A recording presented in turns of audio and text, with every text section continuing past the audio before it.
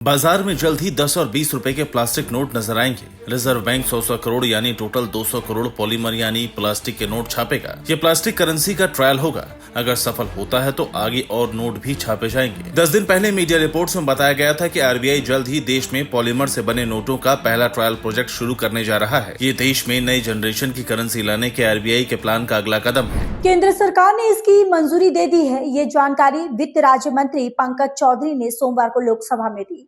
संसद के मॉनसून सत्र के दौरान वित्त राज्य मंत्री पंकज चौधरी ने लोकसभा में एक सवाल के जवाब में पुष्टि की कि सरकार ने 10 रुपये और 20 रुपये के 100 करोड़ यानी कुल 200 करोड़ पॉलीमर नोटों के ट्रायल को हरी झंडी दे दी।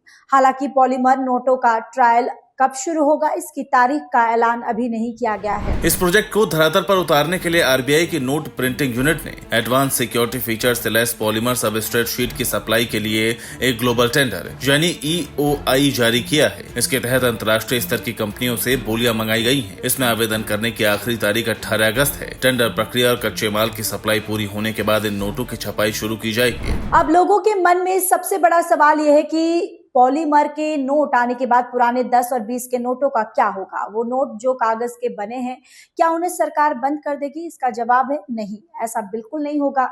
बैंक नोट के ट्रायल सफल होने के बाद आरबीआई 10 और 20 रुपये दोनों वैल्यू के दोनों पुराने नोटों को जारी रखेगा। उनका इस्तेमाल पहले की तरह ही होता रहेगा। आपको बता दें कि दुनिया के 60 से ज्यादा देशों में पॉलीमर नोट चलन में शामिल किए जा चुके हैं। इनमें ऑस्ट्रेलिया, कनाडा, ब्रिटेन और न्यूजीलैंड जैसे देश शामिल हैं।